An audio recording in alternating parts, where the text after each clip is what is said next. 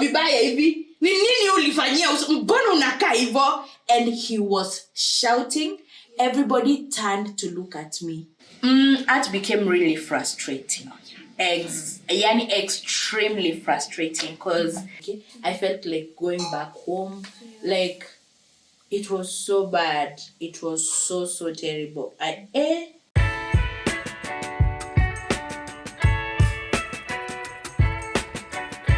Hi guys, so welcome to another episode, and today we have someone I'm very fond of, and I would like for her to introduce herself before we continue. Okay, thank you for having me. Mm-hmm. My name is Kemunto, actress. Yes. Mm-hmm. That one I can prove myself. Kemunto, actress. Mm-hmm. First of all, thank you for letting us into your home. We're actually in her house. She has amazing couches. Thank you. So tell us about the journey, being an artist, from, Osoro and you Kemunto and to this place where you are right now. Well, it has been a challenging one, yet what can I say? It has been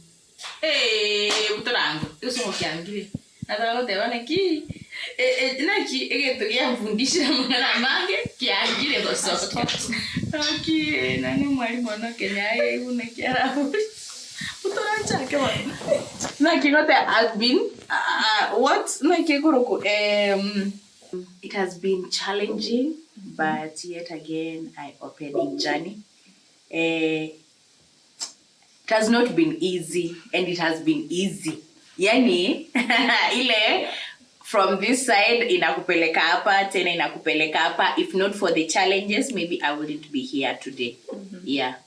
What would be some of the challenges that you have, experienced in the industry, if you are comfortable sharing?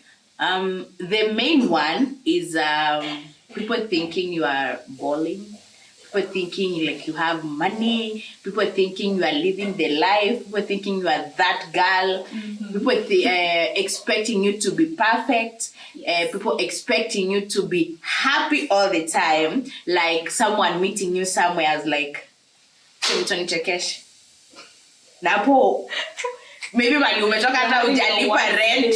Mtu anakuambia sasa nichekeshe vile unachekeshanga watu online. Mm-hmm. So people expecting you to be in their mood, mm-hmm. and you are in your mood. Yeah. So hizo mbili, especially that one of people expecting you to be perfect. Kemunto and not my real self all the time. Yeah. And how have you been able to navigate that? Because you do meet these people. How do you deal with that? The part of people expecting you to be like have money. That one I think I've been able to deal with that since now. I can say I went through that phase, and I'm no longer in that phase of people expecting you who are part you have some money and you don't have all that. But again, also what can I say? Ile ya ku try to be you. Ile unajiambia at the end of the day, there's nothing I can do. For example, nimetoka hapa, nimepanda mat kwenda tao. And then mtu wako like, Kemunto, kwani unapanda mat? So ile tu nishajiambia, people already will feel that. So I'm already prepared. Kuliko ile ya kitambo, I had at a time corona ilisha, I had to put on a mask, nieke cape mpaka hapa, ndo nikipanda mat, mtu asinijue, nikienda daraja mbili, mtu asinijue, nikienda Gikomba, mtu asinijue. So I feel like sasa sahi nimeadapt. Ile mtu akiniambia umepanda mat, tunaenda same direction, tuende. Nikipanda na mtu sokoni, Kemunto kwa unakuja na nyanya na wewe, like I will just attack you to feel embarrassed, like mbona umeniuliza swali kama hiyo, and I'm also a human being. Yeah, so I think that's how I've been able to deal with that. Mm-hmm. Yeah, but the other one, people expecting you like maybe uwachekeshe, uwafanyie show. Mtu wamekaa hivi, let me say, I pray, Yvonne, people don't take me in a very wrong way. you are a social media person, watu wanakujua. Yes. Ushaenda mahali, you find a group of people, then wakwambia, kemunto kuja! Like, they are really commanding you. Like, and you don't know them. You don't know them, they know you from social media, and yani mpaka una feel enyewe now this is out of, yani kuna tu respect unafaa upe mtu aje, this is also a human being. Hata kama na acting kama mjinga online, usinichukulie hivyo in real life. Kuja kemunto kuja. Sasa inabaki wewe udecide if you will swallow in that the disrespect and go, or wende you march off and go. And if you march off and go, you will find comments on your videos. Unaringa, unadhani umefika. Sisi ndo tulikufikisha mahali huko, kwa like nikurudisha hiyo ndo ulinibebea ukanifikisha mahali niko. I need to refund your fare, because kama ulinitoa Kisii ukanileta Nairobi, I need to refund your fare, because sometimes I really pray that your people that will be watching these people and my people hawatani judge wrongly, but sometimes it's ni disrespect. Like, you expect me to do as you want. Kwanza unapata like ni group ya wababa hata 6 wamekaa hata kama ni hoteli. Kuja tokwani na kibona utaliko tokwani noma gwakoiga. I hope your people can understand Kikisi. Mbona utusalimii na furaha? Aya, kuna ile episode mlifanya, hebu fanya tena. Yani, do you know this is where una apply ile English skills ulifunza ya anger management. Yani hapo ndo unaanza kuniambia, yani ile like, God please, hao watu wananijua, kama let me just try, cause in that time una feel, should I just walk out? Should I answer them rudely like, mbona mnani nini, I'm not entitled to be entertaining you anywhere you are calling me. So I just pray that people too were, they should be so sensitive. Hey, let me tell you one major challenge I had. There's a time my face really broke. Like iliharibika, ile I couldn't tell what was happening. And I remember your time tulikuwa tunaenda shoot. So we went to Diplos in Kisii. And then a fan saw me, aliniambia, kemunto, niaje uko na umekaa uso vibaya hivi? Ni nini ulifanyia uso? Mbona unakaa hivyo? And he was shouting. Everybody turned to look at me. And my fellow actors walikuwa huko. And I remember this friend of mine, kama unajua Ravera. Yes. She really like alishout huyo mwanaume like yani aliona tu ushaishautiwa, yani ushaiambiwa kitu mpaka ukashindwa tu kujibu. Like, cause ningemjibu tungefight. I would have really spoken so bad, but ilini hit in the sense that hata nilinyamaza. And my fellow actress alisimama kuni defend.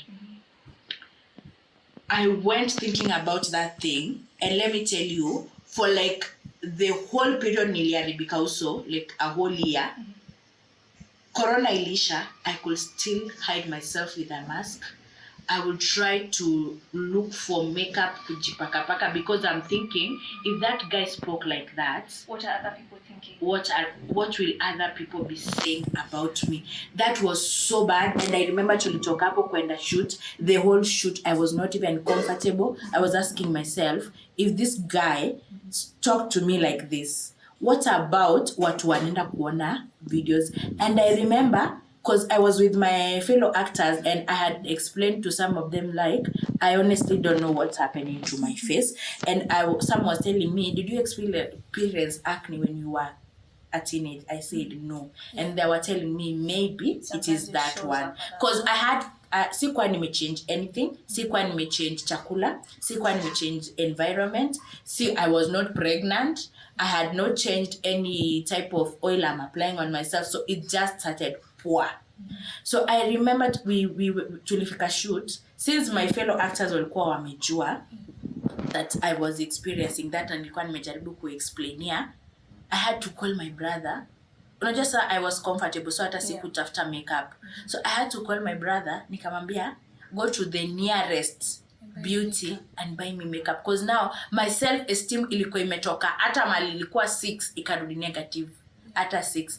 I was so sad, I was so depressed. Yani I called my mom crying, nikamwambia sikia vile mtu amenishautia kwa hoteli. Like me remembering that experience even now, I feel like crying, because yani I remember the way that the man really shouted, Yvonne, if I can tell you. Na unajua Diplos ni unakaa nje, si kwa room nani, it is outside.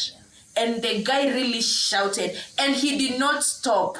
He went on and on and on kuniambia vile ninafaa nitafutie Rimis nijipake, I should stop eating meat, maybe umekula nyama mingi, maybe umekunywa maziwa mingi, you should stop taking proteins. The guy really went on and on. Ingekuwa ni mtu najua ningesema maybe nilikuwa nimemkosea kitambo, alikuwa na revenge, but this was a total stranger. And I just pray that if one day by chance he sees this video, asiwaifanyia mtu hivyo, because let me tell you, if you've ever experienced acne or any face problem, you will know that it is worse than any other thing. You are struggling. Yourself. Yes. You're trying to even look at yourself. Yes. When someone else projects exactly. It's so much worse. I don't want to remember that day. Vile mwanaume aliniembarrass. Nikaleta makeup, brother akanibaya makeup, akaniletea. And you know now makeup, when you're sick, it even makes it worse. So nikapaka shoot, the next day sasa zilikuwa zina all over. That was I think that time, so if someone asks me, mbona uliacha kuact or anything, that's the whole face that I stopped appearing on camera. That's the whole time I stopped appearing on camera. And it took a lot of time kuja kurecover. So by the time hata ninaanza kupona nilikuwa nimeachanisha kuact. And so if you can ask me today how I stopped, that's how I slowly stopped being on the limelight. Yeah. Yeah, the things you say to people, the yes. things you say to people, yes. be considerate, because sometimes you impact people in ways that yes. you do not understand. Because these are some of the issues that people like to point out, especially online, are things that people are very insecure about. It can be someone's body, it can be someone's skin, something that you're struggling with and you don't know what to do. Yes. You know, like literally you're trying everything and it's not working. And then when someone else just points it out and not even in a nice way, it actually really gets to you. So let's just be very considerate about these things. Exactly. But yeah, that was a very, very, very, very sad thing, and I'm sorry. Oh my God! Like me talking about it, I feel like ushisikia kabaridi kana like chills all over your body. Like I feel like even meeting that person and revenging. Like I feel so raged in my heart remembering that person alinifanya, like I lost self-esteem. Already I'm feeling bad about myself. You're reminding me, you're giving me solutions as if I'm not. Yeah, a lot of people who knew me. Let me tell you, the journey from Diplos to the place tulikuwa tunaenda was so long. Because nilikuwa na feel like nitatoa wapi hata kitu nijifunike. I felt like going back home. Like it was so bad. It was so terrible. Please, yani, people too out there, when you see someone has changed, be kind and don't be so quick to give someone a solution kama hawajakuuliza. Exactly.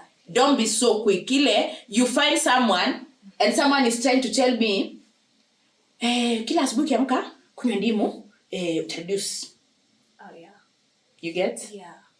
So I'm like, did I tell you I want to lose weight? Or did I tell you I've not tried that? Yeah. You know, if by the time munafikia hapo, make sure you umeongea na mtu ukajua they actually are trying to find a solution, is when unaweza throw in your advice. But si kupata mtu, hey mambo Kemi, by the way kunywa kandimu hivi, like that's rude.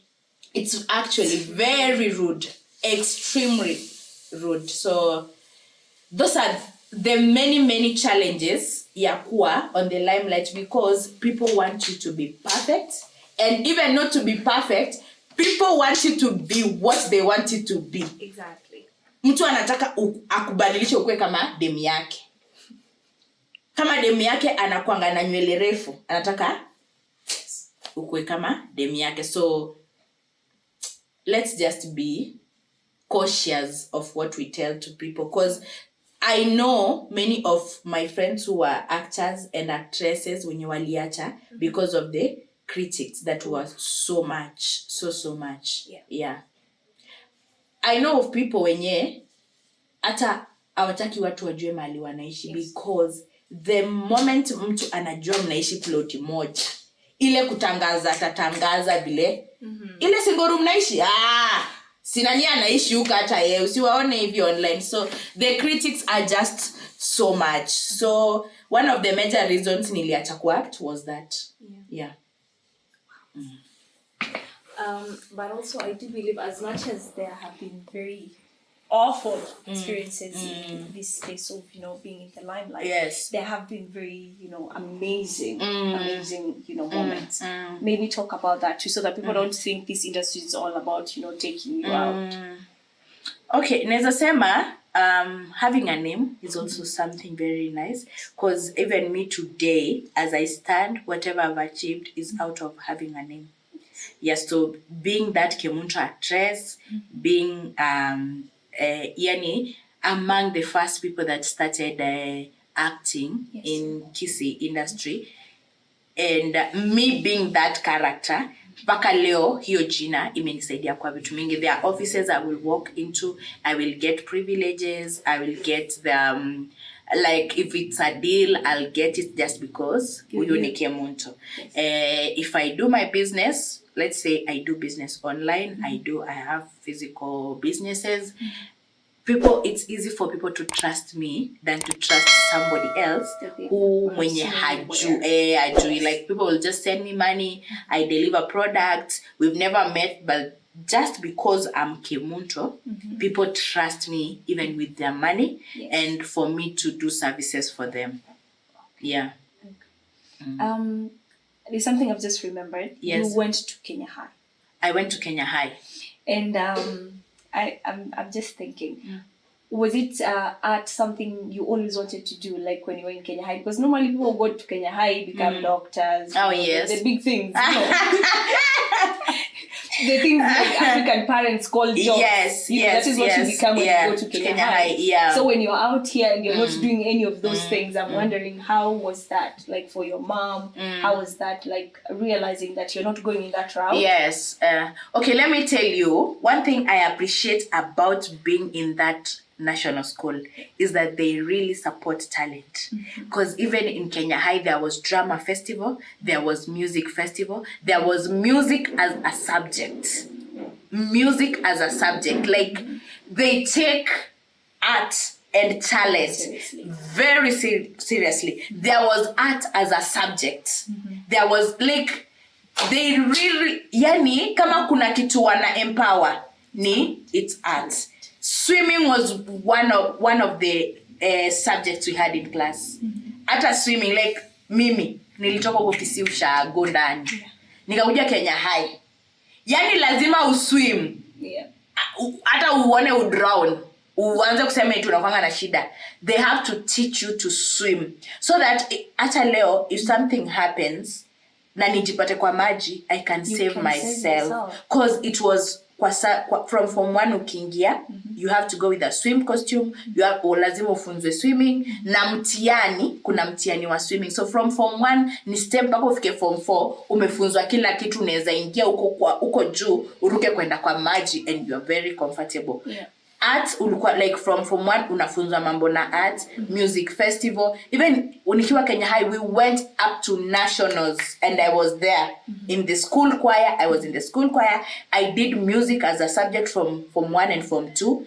I did home science, mambo ya cooking. Yes. So they really promote. I know of schools zenye hata hawana home science kwa timetable yao, because they can't yani they don't see kama ni important kuajiri mwalimu wa home science, hawaoni kama ni important kuajiri mwalimu wa arts and design.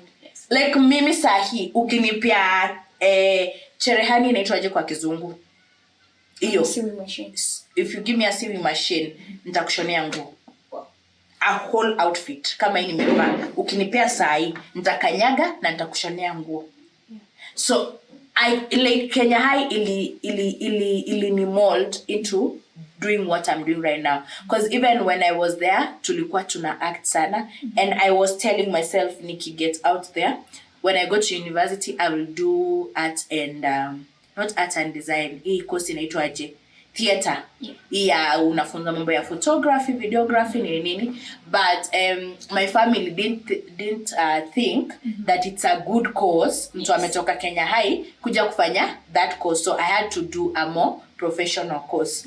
But after that, nikajipata tu nimeingia kwa art since it was within me. Na pia nikiwa shule nilikuwa nimekuwa nurtured to it. So I really can say that mimi hata kuingia acting is because of the molding and nurturing I got from the Kenya High School. So it's also very important, the school that you attend can yes, make you, yes, exactly, totally throw you off. Exactly. Yani 100%. Yeah. And also just tell us about how you transitioned from art and getting into business as a really young person, because I know you're really young. People don't know that, but you're really young. Yeah. So transitioning from art and everything that, came with art and getting into business, how was that transition? Art became really frustrating. Extremely frustrating, because it came to a point you're doing art every day. You are investing in buying equipment. Every day you are on set shooting, but money is not coming in. Yes. And I was getting into depression. So I started like, what if I start like a small business? I got some money. By the way, let me tell you, I've been very, very business minded. Because even when I was, this is a story I'll tell you another time. Because if I start, it's a long one. When I was in Kenya High, when I was in Kenyatta University first year, I used to go to Gikomba. I pick some clothes. I sell in the hostels. So I've been so business oriented my whole life. So vile art ilikata, and I was still in school, I said, let me just start like buying tunguo, and then I sell. But now this time was not zile za Gikomba mtuma, brand new. So I started like selling them online, kidogo. I started selling some beauty products, kidogo there. And then just like that, in a period of like 4 years since I stopped being on the limelight, but it's been like 3 years since niache kwa limelight. So in those 3 years, I've really changed a lot. Even my status and from being an artist to being a full-time business person. So that's how it has. I've really changed. So kidogo hivyo, I started selling outfits, selling beauty, and that's how I opened a spa and salon. Yeah. Yes. So let's just talk about the spa, because I was there yesterday. Yes. And the Barbie theme, amazing. I know, right? So to all Barbies out there, you have a plug. I just walked in and this is totally Barbie. Yeah. And it was amazing. The services were amazing. That's why I got my nails done. Yeah, and my hair you was very much. So glam yesterday. Yeah. But okay. Yeah. And yes, let's talk about that. Let's talk about you getting to a place where you're getting a physical location, and also in Nairobi, considering Nairobi. Yeah, Nairobi. So how is that? Sijui niseme ni God. Ni God. Lisa God. Ja wewe. Sa God wewe. Bana wewe ni true. Okay. I started with a very small shop. Yes. Okay, not actually I started with a big shop, and then biashara ikakata. I went to a smaller shop, and then biashara ikakubali. Now I went to a big shop, now this spa. So yeah, I recently opened the spa. Actually, I've not even launched it officially. So it's I do a lot of things there. I do massage, I do nails, I do pedicure, manicure, hair, body scrubbing, body sculpting, waxing, and all that. So I think how I got there is just ile unajuanga ile baby steps, ile step by step. building up to yeah, it. hakuna kuharakisha, trusting the process, trusting God, doing your research, because I really did a lot of research. I would not sleep the whole night doing research. Sometimes I would sleep at 5 a.m. because the whole night I'm thinking, nifanye hii. And then I say yes, yes, yes. After 3 hours, no, I'm not doing that again. Let me do this research. Because I spent a lot of sleepless nights doing a lot of research, doing a lot of planning. So maybe somebody out there who might think like it is luck, baby, it is not luck. It needs a lot of brainstorming. Na ile brainstorming mnakaa mna brainstorming yourself, and that's the hardest thing. I've come to realize, Yvonne, thinking is very hard. If it was easy, everyone would do it. Everyone will be doing it. Thinking, and let me tell you, in that period of transitioning, Yes. I really took a lot of painkillers. I really did. No cap. Yeah. I really did. I took a lot of painkillers because my head could like go into a congestion. Like, I want to do this. I want to do this. No, I want to do this. No, ineza nichoma hoi. This can be. Yes. I really did a lot of that, and I drank a lot of painkillers. I drank a lot of painkillers. Is that a word in English? Okay. Mnaelewa nilikunywa painkillers mingi. So it is not by luck, because I hear a lot of people telling me I'm lucky. I'm not lucky. I've been through hell. Yeah, transitioning, but so far so good. I really thank God for that spa. And inaitwa Nyumbani 045. So I can also tell your people to come and check it out. Yes. Yeah. Definitely. Yes. Definitely. So yes, mahali tumefika ni kwa uwezo wake Mungu. Yeah. I did notice something, because I think I have been following you online for a minute now, and I did notice you have been making hair oils. Yes, I sell hair growth oil. I do want you to talk about that, because I know that is a business in itself, without even the spa that business is already existent.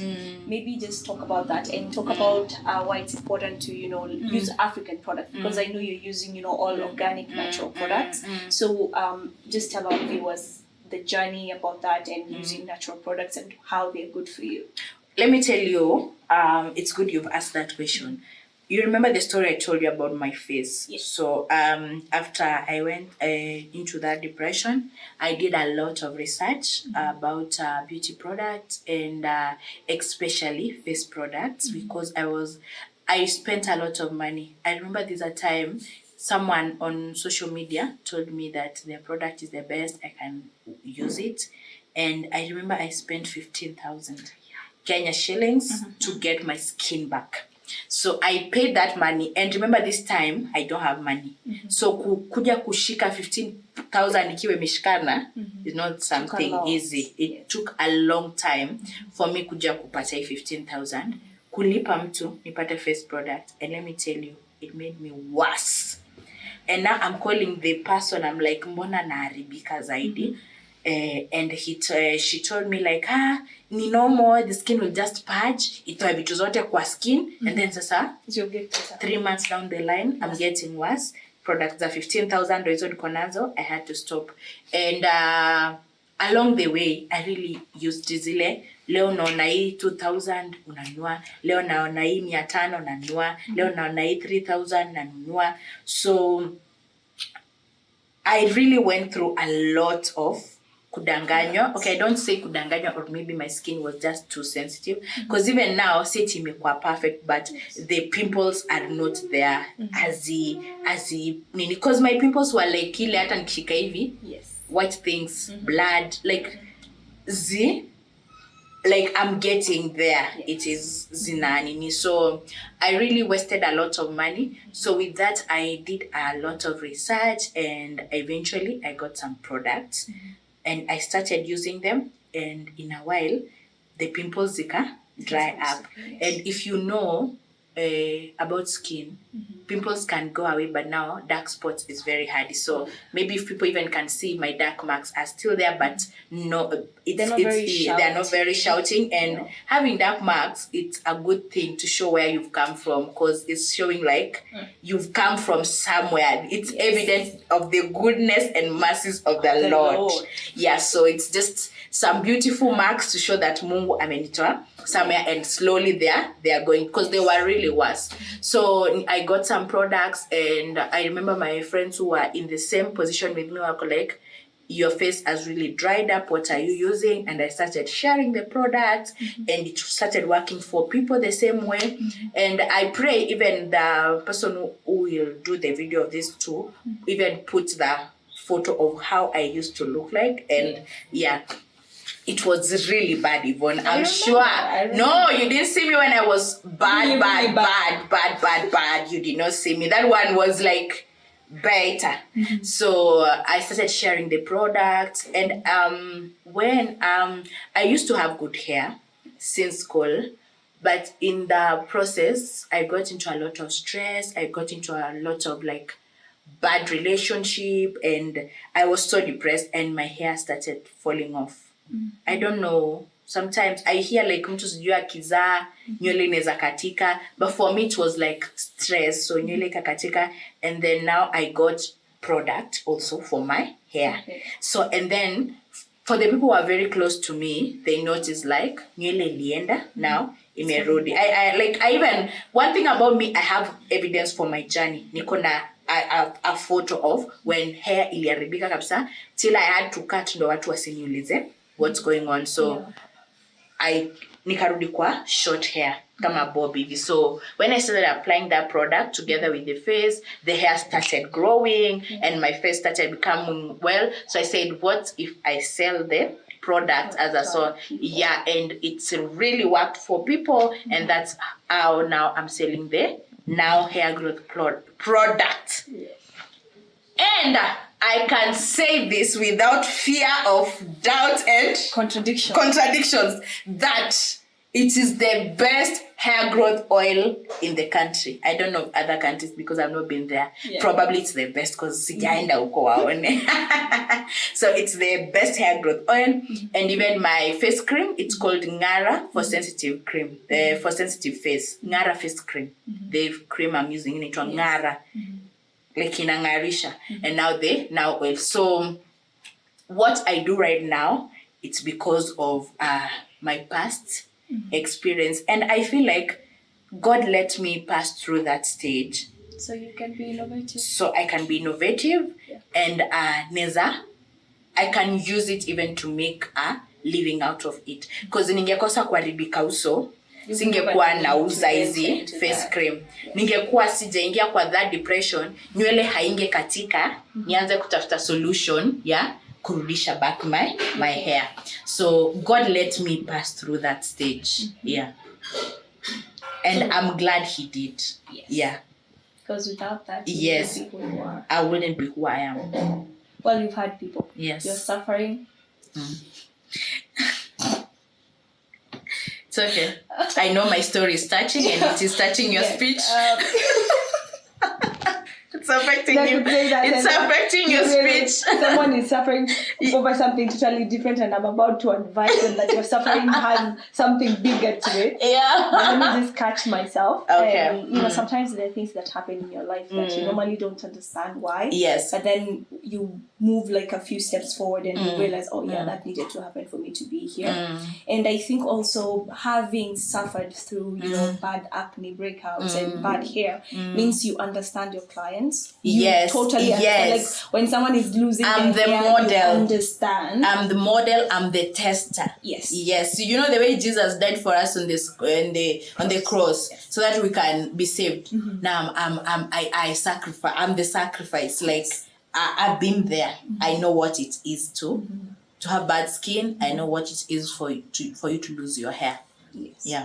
So yes, guys, sometimes it's important, like when you are associating yourself with a brand, especially beauty products, it's important to understand the story behind it. Yes, yes. What is the driving force for the company to even be born? You know, some companies are led by profit, and there's some companies that are really just out here to really support you because the person behind it is really just trying to, you know, give people self-esteem that they lost because of something that they are trying to, you know, work against. And I'm really glad this happened to you. Like, I'm so happy this happened to you. I'm telling you, because for me, it's not about the money I'm making out of this product. It's about helping people. And let me tell you, Yvonne, out of this helping people with their hair and their face, there are people who have really, like, somebody, I'm selling to them a product, for example, for their hair, 1,000, and then their hair will grow. You know, someone will just like send me 5K for free. Take it. You really helped me. Like, people have really gifted me a lot of things out of me helping them. Like, I can sell to you a product at 750, and people will give me more. So out of this act of helping people, I've really gotten more money from the appreciation than even the business itself. Yes. So it's about being genuine. Yes. About being very authentic with your product. And in your journey that has really opened doors for you. Yes. Well, guys are hard. Being authentic is really important. Yeah. And yesterday, there was this beautiful car. This piece. Oh heaven, look at me. There was this beautiful car. Yes. Beautiful car. Yes. And so you got a new car. I got a new car. At your age, you bought a car. And I actually want to talk about that because I feel like it's really important for, you know, young people, especially young women, to understand that, you know, these things that we want are achievable. Like, it's important that they see that. And to see someone like you coming from where you have come from to get to a point where you can be able to sustain yourself and be able to even have comfort and luxuries, like having a car, a beautiful one like that. Okay, I really want to correct you before you go on. It's not a car, it's a machine. It's a machine. Oh yes, please. I stand corrected. Yeah. It's a machine. It's a machine. Okay. Let's talk about the machine. Yeah, you know. Please. So I've really worked hard and I've trained myself. So next week I'll be turning 26. Oh yeah. So I say to myself, let me just give myself a birthday present, because if you don't have someone to gift you and you have the capacity, just gift yourself. Don't be stingy with yourself that you're waiting for someone to do it for you. Just because you're seeing the peer pressure online, somebody amenunuliwa gari, you're waiting for that person to buy you that car, somebody to buy you that phone. Gift yourself. Yeah, so it's an appreciation to myself, and it's also like a proof that God has really blessed me, and it's also a motivation to people out there that it is possible. Yeah. So baada ya dhiki ni kuna faraja. So her story is really amazing because I feel like it's very relatable. It's something that it's not, you know, there are those stories that you listen to and you're like, that didn't happen, you know. But this one is so at home because so many people have gone through, especially young women, because when you're moving from being a teenager to being like a young woman, there is the whole thing with your face, heaven, and your hair, everything is changing, and having you in this space right now, standing there and having achieved what you being, like, let me just say this, being a beacon of hope, like, you know, like, it's possible. It's possible it is to very possible. overcome depression. It's possible to get out of bad relationships. I heard you say that. It's very possible to get out of that and to stand on your feet and do things for yourself.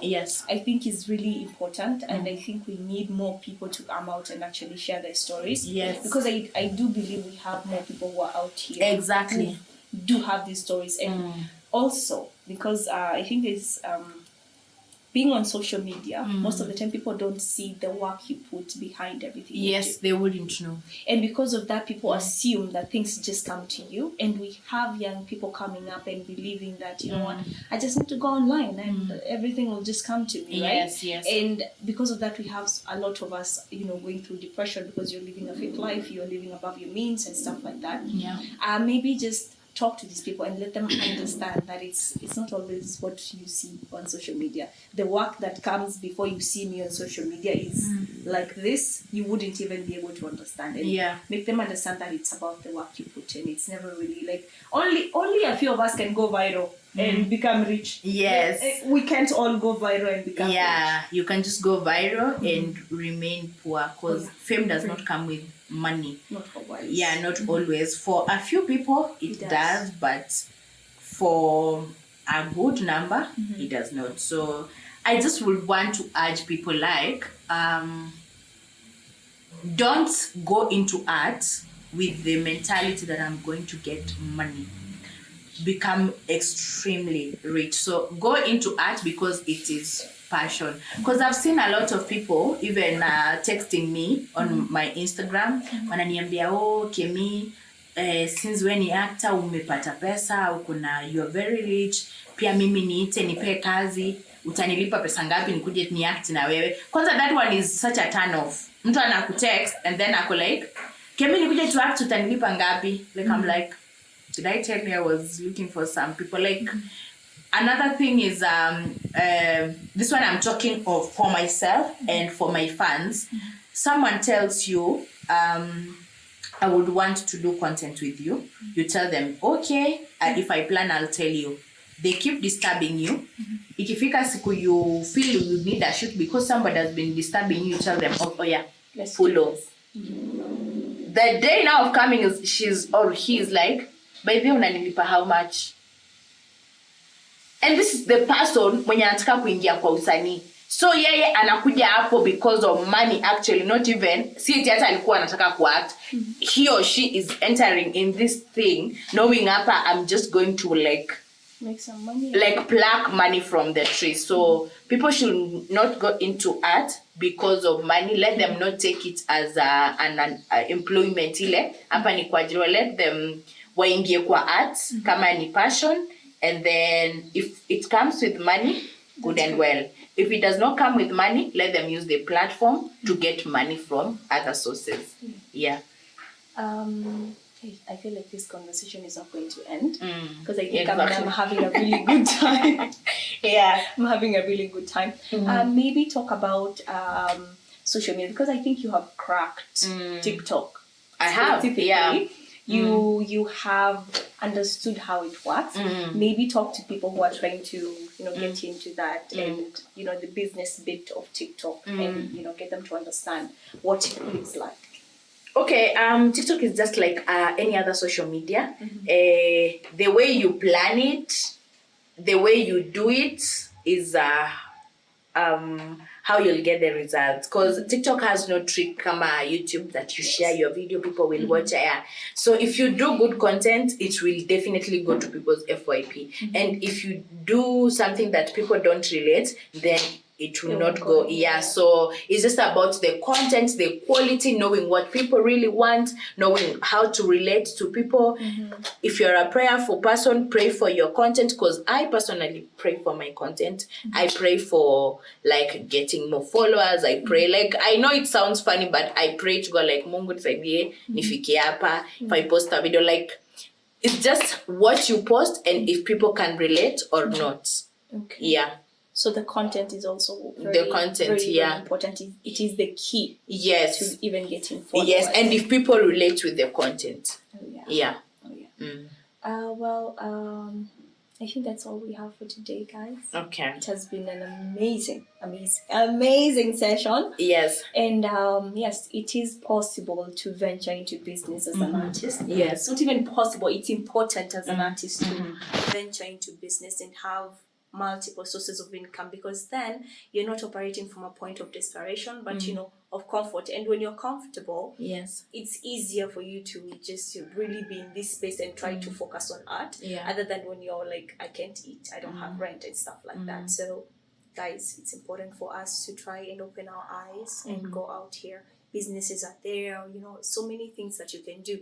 Those who have online platforms, you can use your platform as she has been able to do, and you can grow your business. She started from online, just, using her products on herself and showing people results online, and look at her right now. So I'm urging all of you young people who are going to be able to watch this, that this space, especially the online platforms, are ripe for the picking. So go into it, dive into it, and just do you, and everything is just going to work out. I hope it does. Yes. And that's all we had for you today. My name is Yvonne. Until next time. Bye.